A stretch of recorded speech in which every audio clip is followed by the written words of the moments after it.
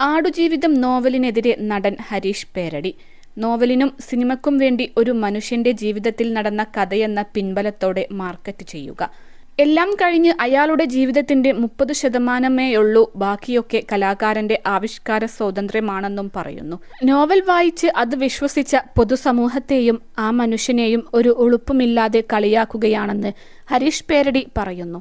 ഒരു മനുഷ്യന്റെ ജീവിതത്തിൽ ഒരിക്കലും നടക്കാത്ത മനുഷ്യവിരുദ്ധവും മൃഗവിരുദ്ധവുമായ ഒരു കാര്യം വെച്ചാണ് വിൽപ്പനയുടെ ഈ ഊഞ്ഞാലാട്ടം നടത്തിയതെന്ന് അറിയുമ്പോൾ ഈ നോവൽ വായിച്ച് സമയം കളഞ്ഞതിൽ ലജ്ജിക്കുന്നുവെന്നും ഹരീഷ് പേരടി പറയുന്നു.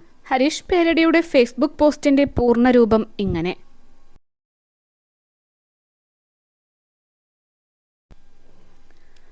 നോവലിനും സിനിമയ്ക്കും വേണ്ടി ഒരു മനുഷ്യന്റെ ജീവിതത്തെ നടന്ന കഥയെന്ന പിൻബലത്തോടെ മാർക്കറ്റ് ചെയ്യുക.